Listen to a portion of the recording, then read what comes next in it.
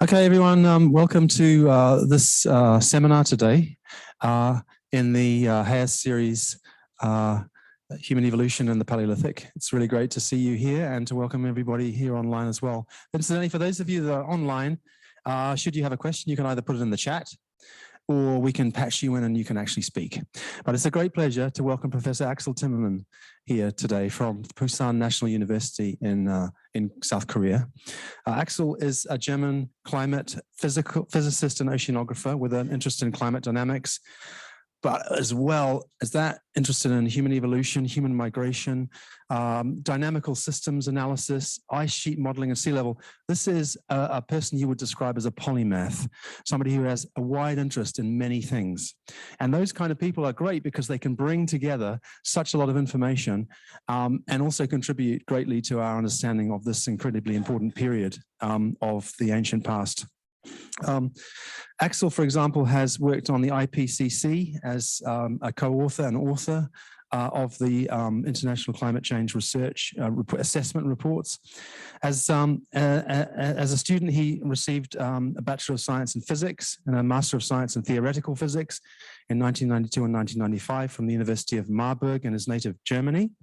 He's also worked at the Max Planck Institute of Meteorology and finished his PhD in meteorology at the University of Hamburg. So there was no one better qualified to talk about climate change in the world of the human past. So it's with great pleasure that I welcome Axel to Vienna and to look forward to his talk today. And we'll have some questions at the end, I hope. Over to you, Axel. Thank you. Thank you so much, Tom, for this kind invitation. Welcome, and everybody online also. It's a great pleasure to be here and give a talk on understanding human evolution in the context of past climate change. And I have to say in advance, this is a climate scientist perspective on human evolution. Of course, it's much more complicated, but I'm trying to infuse a little bit the discussion on past changes in climate, vegetation, and habitats into the discussion on human evolution. This is work done in collaboration with a number of colleagues of mine. I will present work today also from my PhD student, Elke Zeller, postdoc Zhaoyang Ran, and a long-standing collaborator, Pasquale Raya, and Christoph Zollikofer, and also Marcia Ponce de Leon. Okay, where do I have to press now? Our keyboard, all right. Well, you know, the family tree or the tree of Hominidae is rather complicated. There were lots of speciation events, extinction events. We had this interesting time period where different human species overlapped with each other and also interbred, interacted. Essentially, you can argue this is a tree of evolutionary dead ends, and we are the only survivor on this tree. And one of the questions you can ask, well, why is that? Did climate actually play a role? And what you're seeing here are the warming stripes of the last 3 million years, so from the late Pliocene into the Holocene right now. So warm colors correspond to higher temperatures, of course. And what you see is an overall cooling during this time period. We come back to that. And also these stripes that you're seeing, these are actually the glacial interglacial cycles. And I think it's an important question to ask whether climate change actually contributed to some of the major events that occurred on this tree. And we would like to not only create a narrative, but we also would like to quantify. Can we really bring together archaeological data and climate data to infer statistically relationships or linkages between climate and human evolution? And I'm just showing you to start off the discussion on climate change and climate variability, a movie of the biome changes over the last 1 million years. I can just click on it, and every once in a while you see these little red dots popping up. These are essentially archaeological sites or anthropological specimen, and they last for quite a while. That corresponds to the age uncertainty that is associated with these findings. And what you can see is, of course, the major glacial cycles, the Northern Hemisphere, Scandinavia, and North America experiencing these large glaciations and deglaciations. But if you look at Africa, you can also see there are major shifts on faster timescales of about 20,000 years that correspond to large rearrangements arrangements in the potential habitats of hominins at that time. So what I'm trying to say here is the climate is variable, and we need to include this information also in our interpretation of some of the archaeological and anthropological and also paleogenetic data. So why could climate actually influence human evolution? Let me just give you an example here. Well, climate plays a major role in our food resources and the availability of food. And the first thing to keep in mind is there are three major cycles that play a major role in the evolution of our climate system. One of them is the obliquity cycle. This is essentially Earth's axis tilt changes with a period of about 40,000 years. Then we have the eccentricity, and this is describing how circular our orbit around the sun is, or how elliptic. This would be the other situation, and it has a time scale of 80 to 120,000 years, and the major cycle is actually 400,000 years, and we'll come back to that later on. And then precession is Earth's axis wobble. So it's essentially the fact that the Earth's axis, the polar star, actually changes with a time scale of about 20,000 years. To be more precise, the precession only has a climatic effect when the Earth's eccentricity is high. So when we have an elliptic orbit, when we have a circular orbit, the precession doesn't matter. So eccentricity and precession work together like a product, and that drives changes in the seasonality on our planet. The seasonality, as illustrated here on the right-hand side, we are looking at the annual mean precipitation change for a situation where the northern hemisphere summer is close to the sun as compared to one where it's farther away. And what you can see is there is a major increase in precipitation in the southern Sahara. So we see that the intertropical convergence on the main rain bands actually shift northward. And right now it's the opposite. We are in the situation where the northern hemisphere summer is farthest away from the sun as compared to 11,000 years ago, for instance. And we have a very large extended Sahara, no green Sahara, no savanna that would allow migration through the Sahara corridor, except along the main river, Nile River. Okay, so what does it do? Well, you can imagine if there is a lot of rainfall, there is also a lot of vegetation, and vegetation brings in animals, let's say mammals here, megafauna, and they are grazing on the available food resources. And then you can imagine early hunter and gatherers, of course, are very much interested in a situation like this, where there is a lot of food available. So people from different groups could come together, interact with each other, share culture, start interbreeding, and they can also engage in predator-prey cycles, so that the mammals themselves are actually also experiencing the presence of humans, and they try to go away. So we can generate some rather complex dynamics as a result of that. This scenario you can call a pull scenario. You can have the opposite situation, let's say an area that used to be very abundant with food resources dries out, and it cannot maintain a high carrying capacity. It cannot maintain a large density of humans. And then groups can start to diverge, go into different areas, or just migrate away. That could be relevant as a driver for genetic divergence, for instance. But it also could increase the competition. Scarce food resources means also people start to compete against each other. Okay, so food availability, you can argue, is the engine for survival and human mobility. Well, we tried to assess this in an earlier study in 2016, where we took a climate model. We looked at the net primary productivity, which is an indicator of how abundant food resources are, or how large the vegetation actually cycles carbon every year. And so I'm putting an initial density in an idealized case here of humans into this area, and we built a human dispersal model where these humans are actually dispersing into areas where food is available. And well, you can see starting around 125,000 years ago, there is a migration along the coastline. This is showing the density of individuals per 100 kilometers squared.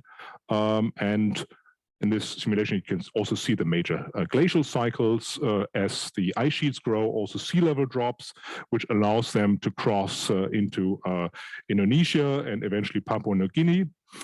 So the land bridges are very important under glacial conditions to reach certain areas, in particular Australia. This large area that you see right in the middle, this is a large shelf area, which is nowadays partly underwater. Only the Indonesian archipelago is sticking out. And now it looks like for this situation, the humans are a little bit stuck up there. They want to go over. And now around 14,000 years in this model simulation, they managed to flush into north into the Americas, essentially. So the question is, well, what does this really tell us? I mean, we can run these simulations now. Actually, this one is a rather realistic one for different climate scenarios. We can just say, okay, what would have happened if the climate hadn't changed? If we didn't have these cycles, obliquity, Earth axis changes, and so on, so-called Milankovitch cycles, and we will see, well, things would be very different. That already gives us some indication that climate actually may have played a major role in these human migration events. Sea level, the opening and closing of certain straits is important, but also the local climate conditions. They provide food resources and they allow migratory pathways. Okay, so this is some early runs. I will show you something else, but I wanted to emphasize here, things are a little bit more complicated and you don't see the full complexity in the model animation I'm showing here. In fact, if you look at this model simulation, what we also introduce is not only the astronomical changes, so Earth's axis wobble and so on, but we also introduce millennial scale variability, referred to as normally as Dansgaard-Oeschger variability. Where does it come from? Yeah, so you have to keep in mind we are in the last glacial period. The major ice sheets, every once in a while, part of them breaks off. Icebergs melt in the ocean, create a freshwater pulse, and that can cause changes in the ocean circulation. And this ocean circulation change has large-scale climate effects, and that occurs on timescales of millennia. And you can, if I can show the pointer, you can see actually we have several migration waves out of Africa. I don't like the word out of Africa, I will say into Eurasia instead. So we had several major waves. In fact, the time period, which is very often used by geneticists, 60,000 years for the divergence, is probably not really climatically a very good time period, because this was a period where Earth's axis, northern hemisphere summer was farthest away from the sun, so it was extremely dry in the northern hemisphere, and at the same time also the Atlantic circulation collapsed, which creates very dry and cold conditions. So you can see this is really the worst time actually to migrate. However, after 60,000 years, you have a situation where again Earth's axis changes, and we are moving the northern hemisphere summer closer to the sun, making it warmer and wetter. And then you can see actually this is also not just one pulse, but we see many of this one. It looks like the entire dynamics is chopped off into these smaller periods, which are actually generated by the flickering of the Atlantic meridional overturning circulation, driven by ice sheet instabilities. So you can see also on a shorter time scale, and that's relevant, of course, for human adaptation as well, we can see these variations in climate driving changes in the density of humans and this flow of humans into Eurasia. Okay. This is another earlier simulation that I did where I looked at the competition and interbreeding of Neanderthals, asking the basic question, was the Neanderthal extinction a climate-driven event? Did these fast climate variations, Dansgaard-Oeschger cycles, actually play a major role? Or were other reasons responsible for the extinction of Neanderthals. And so I'm showing here some equations. Don't worry too much about it. I'm looking at rho is the density of humans per 100 kilometers squared. So N stands for Neanderthal, S stands for Homo sapiens. This is essentially a migration term, okay? And you can read it like a storyline. This term tells us how many individuals are born for the given density every year. So this is like the growth rate or birth rate. This is the famous logistic term. The logistic term here includes the density itself, and it has a competition term. So if there is a high number of Neanderthals, they will compete for the same food resources, the so-called carrying capacity, here Ks, they will compete with the Homo sapiens. And beta Sn is the kind of competition factor. We can also introduce the Ali effect, the inbreeding. I won't go into the details.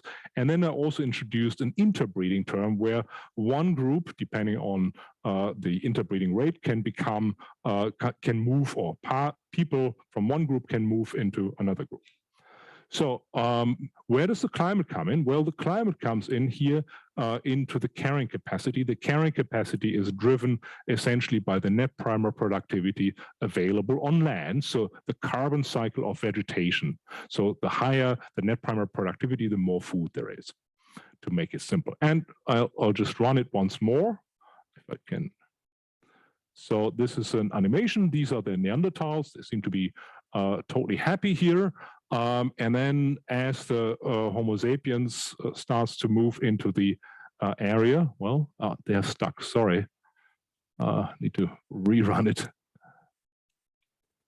Okay, now they're running in parallel. And you can see Homo sapiens coming out here around maybe first time, not very successful, but they are starting to ooze into Eurasia. And as they're moving into Eurasia, Europe in particular, you're seeing that the Neanderthals get replaced. And this is all done partly through interbreeding, so there is an assimilation taking place, but the most important term is actually this competition term. And it turns out if you give the Homo sapiens only a 10% competitive advantage over the Neanderthals, you will end up with an extinction that occurs around 40,000 years ago. And here you can see the Neanderthal population, and the extinction simulated by this model is around 40,000 years. You can run it with different amplitudes of this Dansgaard-Oeschger variability. So no Dansgaard-Oeschger variability, we can turn it off in the climate model. And then there is essentially no major difference. There are regional differences, but the overall extinction event now quantified is not related to Dansgaard-Oeschger variability, even though that hypothesis has been around for a long time. It's driven by the competition and the competitive exclusion. Okay, so this is just to give you an idea that we can use mathematical, physical, demographic models in order to quantify the effect of different factors. These could be biological, these could be, let's say, cultural factors or climatic factors. Okay, so we can ask more bigger questions now that we feel a bit more comfortable with these modeling tools. One of the big questions is, of course, did past climate influence human habitats? Adaptation, selection, speciation, migration, we talked about it already a little bit, genetic diversity and evolution. These are all big questions, and I could spend the next hours or days talking about them. I will just show some highlights here, how these mathematical models can actually help to address and quantify some of these linkages. Okay, so first of all, this sounds like a pretty strange program. How can we simulate humans, right? So we think of ourselves as extremely complex and with high culture and so on. Can we actually simulate humans? Well, to some extent, yes, because we depend very much on the food resources, and the food resources we can simulate. So what I wanted to suggest here is that this is a wonderful opportunity also for PhD students and young scientists to get involved in, to really try to link archaeology, anthropology, paleogenetics with paleoclimate information. Well, what kind of paleoclimate information do we have? we have proxy data, let's say ice cores, marine sediment cores in caves, lake sediment cores, and so on. But they are very regional. So they are essentially points, and we can reconstruct in time what happened over a certain area, but we don't have the complete global information from them. But we can also run climate models, and I will say a few more words about what a climate model actually is. And then having data on the right-hand side, archaeology, anthropology, and having climate data, we can try to really marry bring these two fields together in a statistical way, but also there are other ways of quantifying these paleoclimate human linkages. Okay, so I will give you some ideas and maybe some examples. Let's start with very basics. Quantifying climate human linkages, well, we need to know who.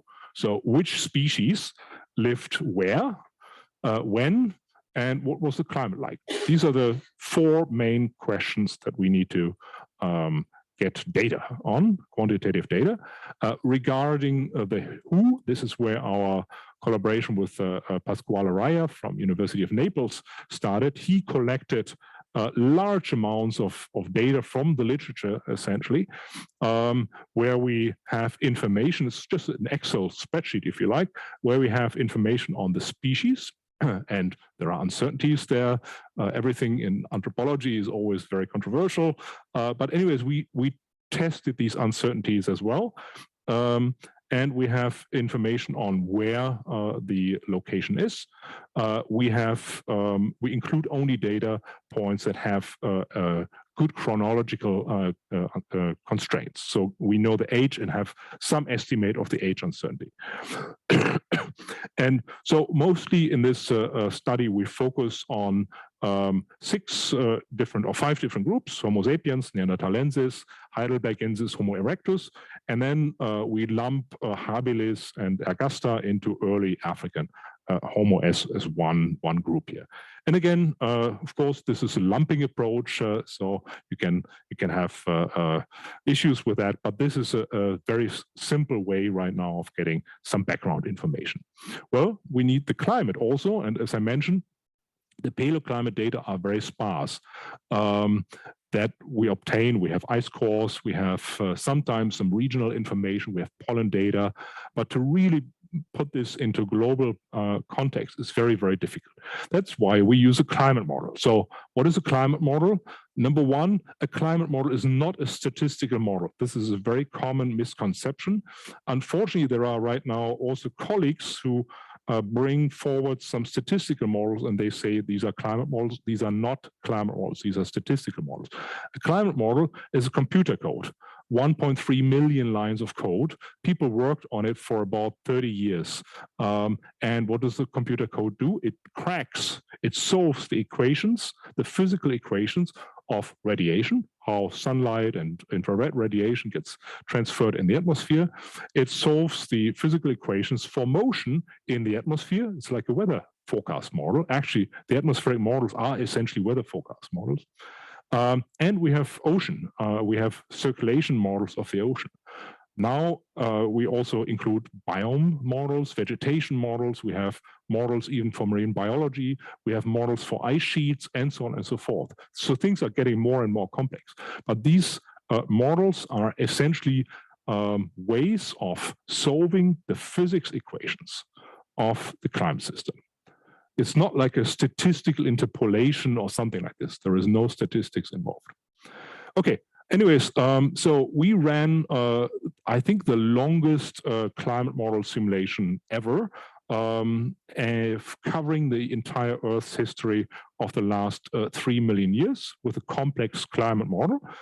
And so what you're seeing here is just the global mean temperature, and you can see the cooling that we described earlier on. We can see the major cycles, the precessional cycle, 20,000 years. We see obliquity cycles, 40,000 years. We can see the main glacial, interglacial cycles with periods of about 80 to 120,000 years. So this is just one variable that we can calculate from the output. We can calculate the snowfall, not calculate, we can extract from the data that was generated by this large simulation, we can extract the snowfall over Denisova Cave. We can plot the wind speed over Vienna for the last 3 million years. Well, we don't know whether it's correct, but anyways, the model has all of this included. And not only in the surface, but also all layers in the atmosphere and all layers down into the ocean. So it's a large task. So we ran it on our supercomputer. It used about 30 million CPU hours, and it produced about 500 terabytes of data. Keep in mind, the normal hard disk is about 1 terabyte. So these are 500 hard disks of data generated by this. And they're all available to you. If you're interested in these data, we have a data portal. You can directly go onto our computer and grab the data and visualize the data. Okay, so how do we do this computer model simulation? We need certain types of forcings. As I mentioned, we need to know how these astronomical cycles change Earth radiation. Well, that's just astronomical theory, very easy. We have, I can run it once more, we have also the changes in the ice sheets. This is also prescribed. It's not simulated explicitly in our model. I'll run it again. Doesn't want to, here we go. And so we have the major glacial interglacial cycles, and this is taken from another study. And we need to have the greenhouse forcing. The model itself does not run with a fully interactive carbon cycle model. So we use the CO2 data that we have available from ice cores, from the Antarctic ice cores, all the way to 800,000 years. And prior to that, we use data generated by a different model that has a carbon cycle model included. Anyways, these are the forcings. And these forcings, that's the only thing that's given to the climate model. And then we can simulate everything that you're interested in. Okay, the climate model is still relatively coarse resolution. So one grid box, the climate is divided up into little grid boxes. And one grid box has about 3.5 degree resolution. But in order to make sense on a regional scale, because very often these hominin groups may have preferred a certain mountain area, we need to also downscale the data to higher resolution to smaller scales. And we only do this for 3 variables that are relevant for human habitats: temperature, precipitation, and the net primary productivity. Well, on the other side, we have this large data set generated by Professor Raya, 3,000 entry points for 5 different human species. And then we can try to link the two. On the one side, we have who, where, and when, and what climate conditions existed we have directly from the climate model. Okay, so first question is, how realistic is actually this climate model? We can compare it now against the paleo proxy or paleoclimate data that I mentioned earlier on, sediment cores, ice cores, and so on. So let's look at the lower figure here. You can see the reconstructions from these sediment cores in blue for the temperature in the tropics. And again, the major glacial cycles here. And this is what our climate model generates in orange. So it's rather realistic. Here, there are some periods where it's a little bit out of phase, and there are good reasons for it. But overall, you can say that works pretty well.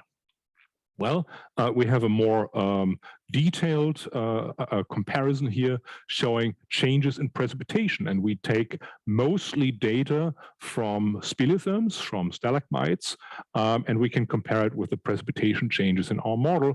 And again, overall, the observations in red, the model simulations in blue, qualitatively agree quite well with each other. You can see the dominant precessional cycles, 20,000 years, Earth's axis wobble again acting. However, if you look at temperatures, you don't see this precessional cycle variability. You mostly see the large sawtooth shifts, cooling, warming that are associated with the glacial cycles. And again, also here, the match between model simulation and the proxy is quite remarkable. So this is just for a few points, but keep in mind, this is a global model, so we have these data available everywhere. Okay, so what can we do with this? First thing is, well, we can calculate the net primary productivity and figure out relative to the observations where we have human artifacts and specimens, where are they located in areas with high net primary productivity?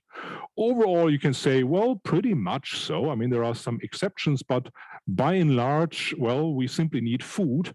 It turns out that the areas where we have a lot of net primary productivity, they seem to be completely void of human evidence. Well, why is that? Is it because preservation? Is it because of humans avoiding these areas because there is a very high pathogen load, or is it because no archaeologist likes to go to Congo Basin and get all sorts of nasty diseases? So there are many ways to explain that, but the pathogens is actually one of the reasons that you can quantify plays an important role. Well, that's very simple. Let's ask another question. You may have heard about the variability selection hypothesis of Rick Potts. According to this hypothesis, we would expect people to be in areas where we actually have a relatively high ratio of variability. And if you look at it, just the location of all the sites relative to the ratio of net primary productivity variability to mean net primary productivity, you will see actually that looks different. Actually, most of these sites are in areas where we have extremely stable climate conditions. So you can argue, just based on this figure, we are much more like variability avoiders than people who settle in areas where there's a lot of variability, and then we become all very, very adapted. That doesn't seem to be the case, but we can specify this in more detail.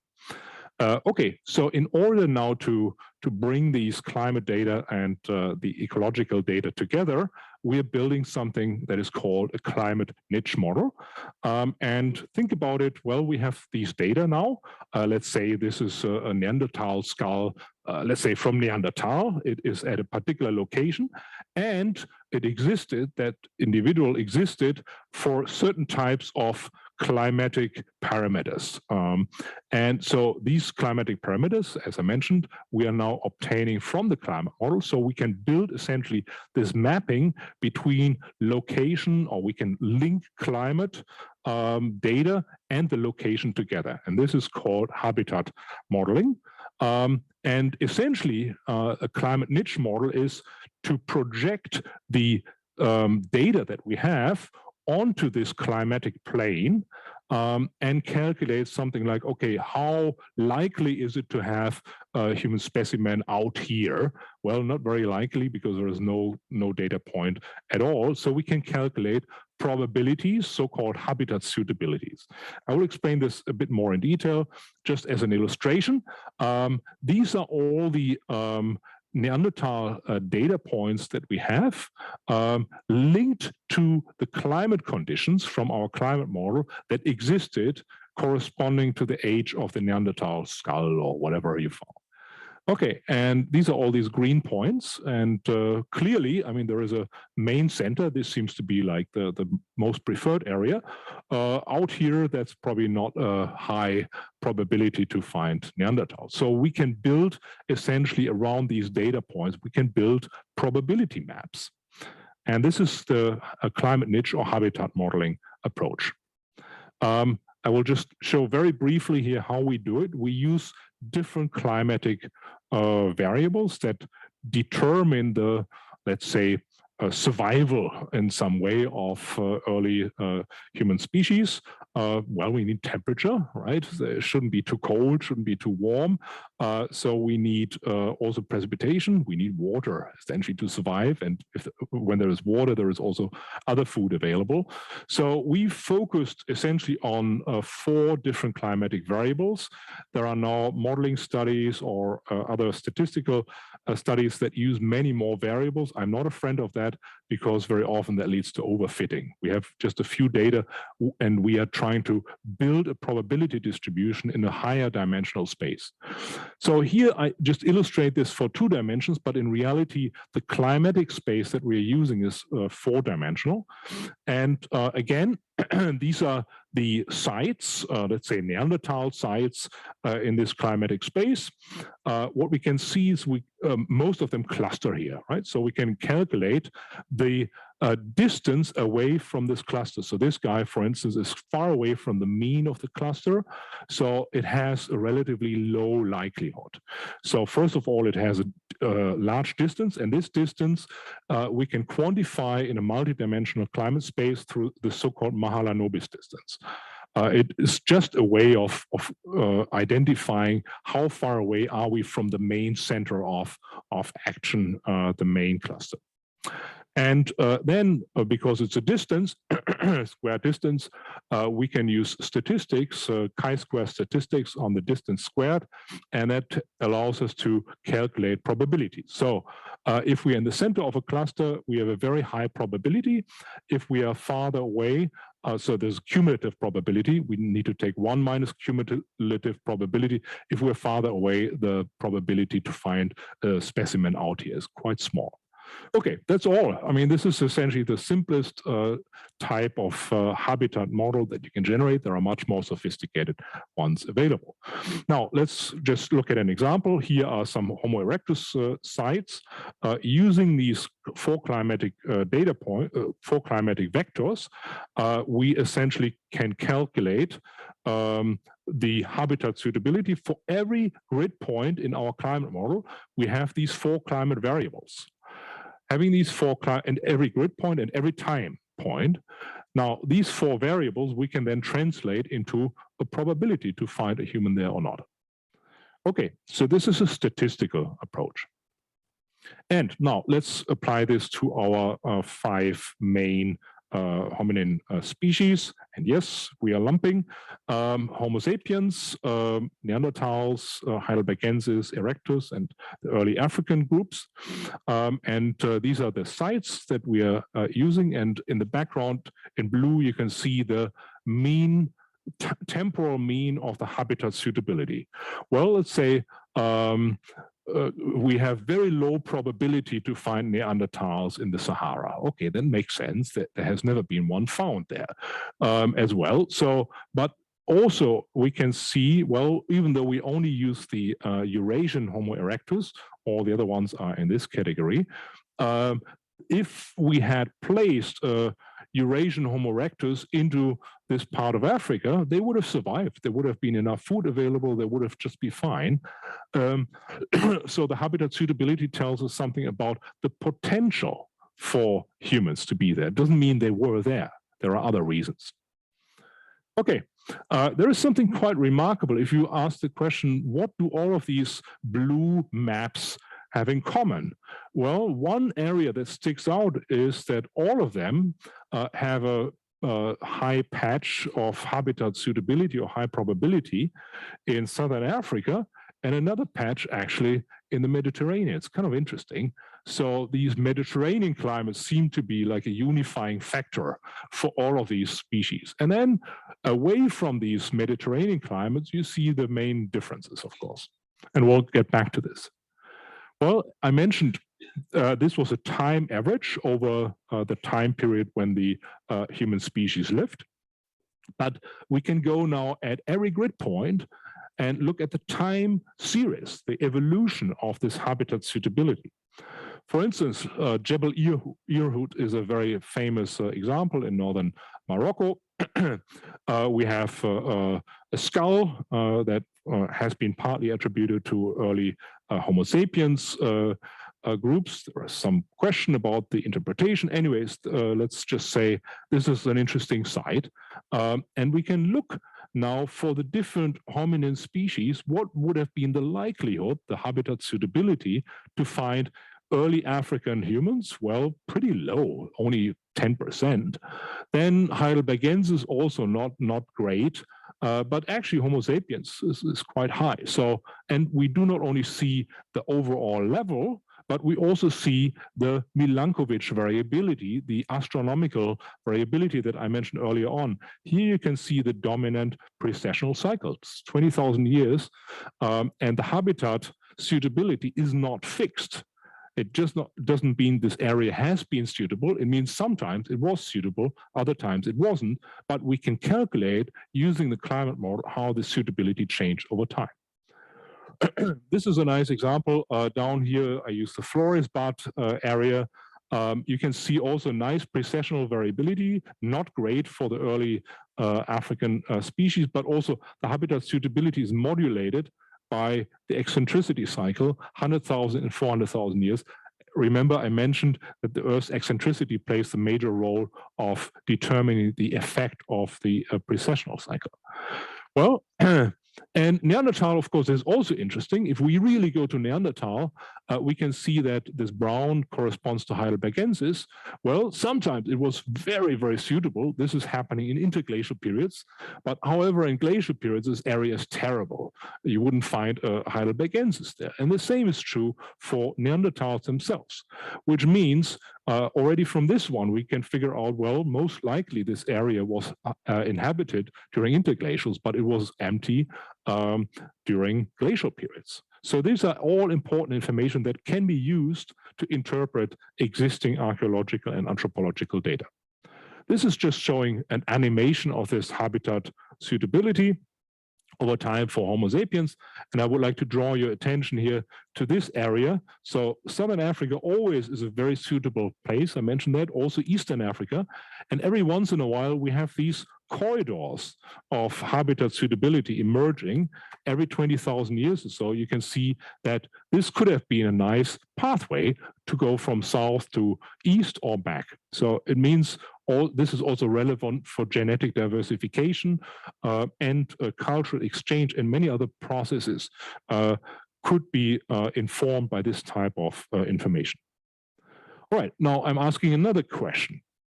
So we have the real fossils and here artifacts, human artifacts. We know their ages. That's what I mentioned earlier on. We have this nice Excel sheet. Now we can say, well, and from that we derive a habitat suitability model. Okay. Now let's say the Neanderthal skull wasn't found 42,000 years ago, but let's say 52,000 years ago. And so we start to just shuffle the ages of these specimens that we have. Would we get the same habitat suitability if the human presence is determined by the climate variability? We would expect a difference. If we shuffle the data, we should get a different habitat suitability. So let's see, we can do this in the climate model. We first calculate the normal envelope from the real data, and then we shuffle in time the human specimen, always corresponding to when they lived approximately, and derive another habitat suitability model from that. And then we can compare the differences. And it turns out for Homo sapiens, Neanderthalensis and Heidelbergensis, this is the difference, they're quite different. For if we go to Erectus and so on, they're not different anymore. But that means that the climate evolution actually mattered. It means that the ages of these artifacts and fossils are not random, but are actually influenced by the climate evolution. Well, it makes sense, but to show this, to show that the climate evolution, the temporal variability actually determined where and when certain hominins were found is a different story. And that's what we did here. Okay, so we can ask a more fundamental question now. Did humans adapt to different food resources over time? We have 3 million years of hominin evolution here. So what else can we learn? So did we have certain preferences for forests, for savanna, and or for grassland areas? And of course, there are all these storylines, savanna hypothesis, and so on. These are all very nice but they're not very much based on climatic evidence. So that's something to keep in mind. So we try to get a bit more of an understanding of those. Okay, so shown here is just the last 2 million years. So this dark brown corresponds to the archaic African Homo. So we are plotting for each of the specimens that we have, in this long Excel spreadsheet, we are plotting the net primary productivity, so the amount of food, if you like, that they used. And you can see, well, the early African Homo species, they stayed in a rather narrow zone of food, so something between 200 and 400 gram carbon per meter squared per year. This is actually Mediterranean climate. And this is something I mentioned earlier on. This is essentially what we all have in common, what all the hominin human species actually have in common. Then, and as you can see, well, the first part was more like, okay, they stay put, they stay in a very small range they have adapted to. This is probably a result of an adaptation to the temporal climate extremes. Then as Heidelbergensis comes along, things change. So you can see there are specimens that correspond to much lower values, so almost like desert conditions. So these guys were able to live in desert-like conditions. And then, well, this requires additional tools. This requires maybe a different type of social way, requires a different type of adaptation to squeeze out food resources from an area where there is very little food to eat. And so this comes, of course, with the trends in encephalization. So whether this is whether the larger brain size contributed to this adaptation or the other way around is probably positive feedback to consider. But the larger, let's say, the social skills, the larger the capability to extract food resources from a scarce or a pretty dry environment, for instance, that of course, means also more people can survive. There will be higher social or cultural exchanges, and also we can eat more proteins, which is good for our brain. So it goes in many ways.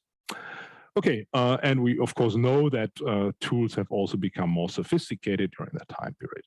Controlled use of fire around 700,000 years ago would of course also be extremely beneficial, because people can start to live in areas where it's much colder. So glacial conditions, glacial Eurasia would be a really good example. Okay, then if we go to Neanderthals, and Neanderthals are quite similar to Heidelbergensis, but if we go to Homo sapiens, we see we become the master of all climates, so to say. And this is the kind of final push to becoming generalists. Okay, then my PhD student Elke Zeller, she looked a little bit more into the details, not only the net primary productivity, but what type of biomes did we actually like, or our ancestors or other human species. And so she ran a biome model. So a biome is essentially like tundra, savanna, these are biomes. A biome model for the last 3 million years. And now for each of the specimen, if we have whatever the Neanderthal skull, we know the age, we can look up in our climate model, okay, what was the biome condition like at that time? And she found, well, these are the major changes. Our very early human ancestors in Africa, they preferred actually not savanna necessarily. They preferred much more grassland and dry shrubland. So this is the area of this box illustrates what their main preference was, but you can also find them in other temperate forests and the tropical forests. Well, then if we move to Erectus, of course, Erectus was the first to really make it into Eurasia about 1.8 million years ago, at least. And there we see, well, they started to really adapt to different types of trees, in particular also, sorry, that should be a P, warm temperate forest. Well, Heidelbergensis finally became like the first one to really enter boreal forests and be able to survive in these other environments. Neanderthalensis became much better in surviving in tundra areas. Well, that's not surprising given the fact that they lived in glacial Europe. But then eventually human Homo sapiens became, if you like, the master of all biomes. So we managed to essentially populate each of these biomes, each of them with our own different way of adaptation and extracting food resources and tools, using tools and extracting food resources. Okay, so we can look at this whole problem also as a function of time. So shown here for Africa, Europe, and Asia, each of these colors corresponds to the vegetation type, to the biome.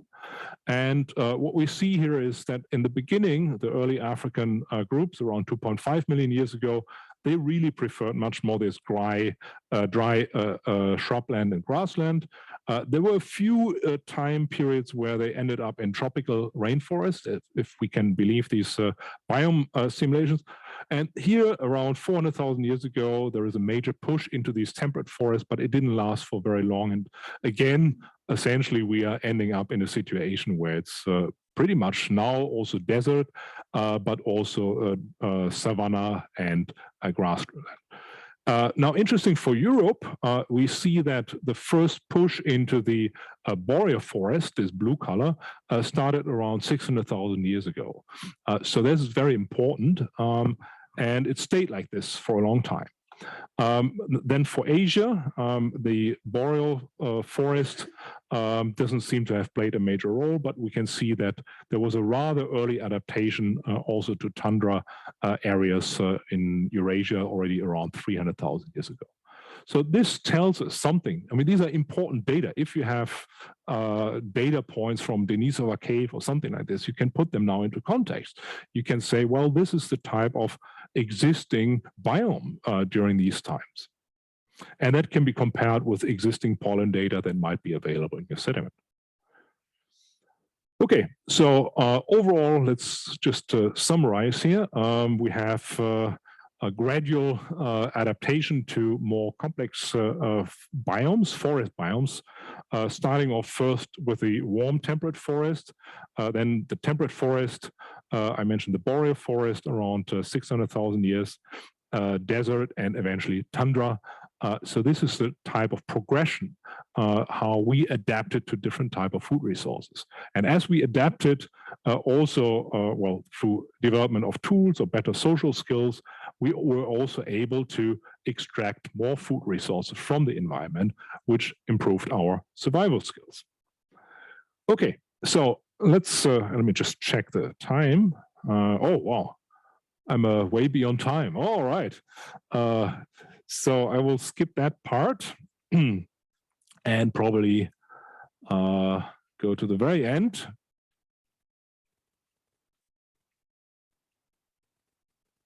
Summary. Okay. Summary. So I tried to demonstrate that this Milankovitch cycles, axis tilt changes, axis wobble, and eccentricity, they actually played a major role in modulating the habitat suitability. That's one thing. The other one is that the age and location of the human artifacts that we have is not random. They were there during particular times when it was very suitable in time. We have a proof here that actually these climate variations determined where and when humans lived. It's not just like a narrative, we have statistical proof for that, or illustration. Then the global wandering began after the Pleistocene transition, if we ignore right now the Homo erectus, complicated species, but Heidelbergensis moving into Eurasia around 800,000 years ago. That's very important because they had to adapt to new type of environments. And as we saw, these type of environments, they have a different carrying capacity, which required also adaptation, development of better tools and better skills. Interestingly, I didn't talk about it today over time. There is also this situation that the Heidelbergensis climate niche, Homo heidelbergensis climate niche, and the Homo sapiens climate niche overlapped a lot with each other, but we can determine when and where did they actually overlap. And it turns out the most likely overlap period was in southern Africa 300 to 200,000 years ago, which is interesting because this is when kind of the Homo sapiens species emerged. We can do the same thing for Eastern Africa. Actually, there, the Heidelbergensis and the Homo sapiens don't have a common niche. So it's unlikely that this was a good location for speciation. Overlap, yeah, we talked about it. And then I was not able to talk about it here, but there is evidence that major droughts during the time period from 300 to 200,000 years ago may have played a major role in creating also human bottlenecks, which could be one of the reasons why we had a speciation event into Homo sapiens from something that you can, in a very vague way, call Heidelbergensis. And of course, things are complicated. There are lots of other fossils at the same time, the model of the middle, and everybody likes to talk about it. Things can be complicated and multi-regional, but there is clear evidence that if we use climatic information, we can ask the question, where did their climate niches actually overlap? Parent and children species, and it turns out there are specific areas, and one of them is southern Africa, and for Neanderthals and Heidelbergensis it is Eurasia. Okay, I think I'll stop here, and I can't talk much about the genetics part. Anyways, that's for the future. Thank you.